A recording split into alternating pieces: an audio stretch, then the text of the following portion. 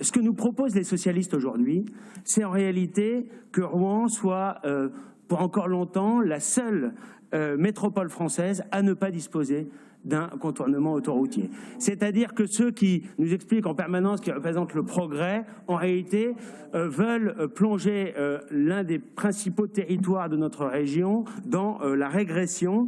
Et Monsieur Maillère-Rossignol, vous aviez souligné, Monsieur Marguerite a rappelé vos propos à plusieurs reprises, l'intérêt et l'importance de ce contournement autoroutier de Rouen.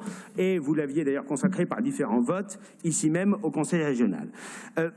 Nous avons assisté lors du vote à la métropole de Rouen il y a quelques jours, à un volte-face spectaculaire.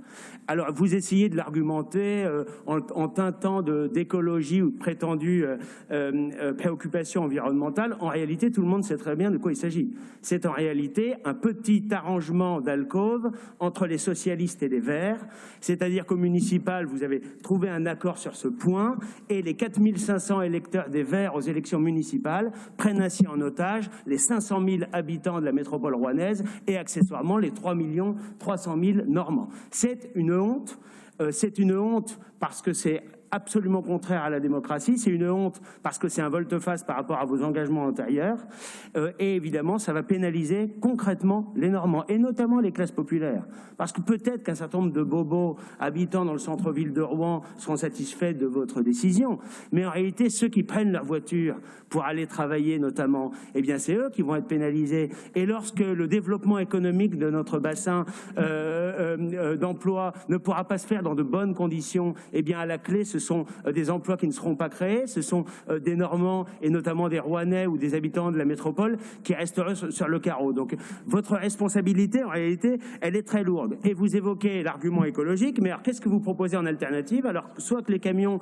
continuent de circuler sur le boulevard industriel, c'est-à-dire sur des zones densément peuplées, soit un autre itinéraire par une zone aussi densément peuplée. Donc tout le monde voit bien que non seulement il n'y a rien d'écologique dans votre position, mais qu'en réalité ce que vous proposez, c'est finalement le maintien d'une pollution à la fois olfactive, visuelle et sonore dans des zones très fortement peuplées, alors que ce projet de contournement Est permettrait évidemment d'y remédier. On peut avoir des discussions légitimes sur le tracé, et nous avions d'ailleurs à l'époque émis un certain nombre de critiques sur le tracé, en particulier sur le barreau Roi, qui suscite d'ailleurs des réserves des élus de l'heure, de l'ensemble des groupes politiques, nous le savons très bien.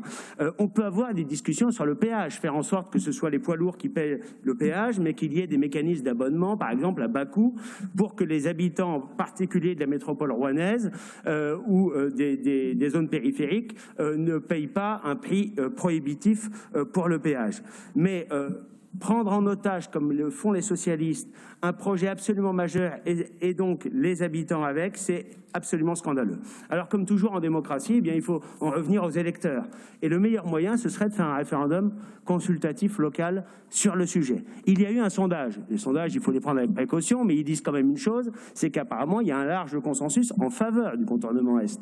On pourrait très bien organiser, il n'y a aucun obstacle technique, un référendum avec comme périmètre soit la métropole rouennaise et la case, soit éventuellement définir un autre critère, par exemple toutes les communes qui sont situées à 10 ou 15 ou 20 kilomètres du projet pour essayer d'avoir l'avis des habitants de manière efficace.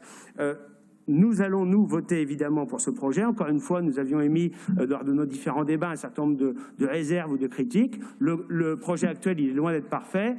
Je voudrais enfin conclure en disant que même si nous votons pour, la méthode, honnêtement, n'est pas à la hauteur de l'enjeu. C'est-à-dire vouloir absolument modifier dans la précipitation le projet qui nous est présenté, augmenter de 50 millions la participation de la collectivité régionale, alors même qu'on a une trajectoire de dette qui va nous placer au-dessus du milliard d'euros de dette régionale dans les années qui viennent, ça ne me semble pas très raisonnable. On sait très bien que le préfet, en réalité, va profiter de la situation. L'État va profiter du désaccord entre les collectivités pour geler les choses et ne pas débourser les 250 millions qui normalement il devrait sortir. Donc on va avoir du temps devant nous, malheureusement, je le déplore, et nous sommes nombreux à le déplorer, mais profitons du temps que nous avons devant nous pour essayer d'associer les habitants par référendum d'une part, et éventuellement retravailler le projet pour qu'il soit réellement au service des habitants, encore mieux que celui qui est présenté. Je vous remercie.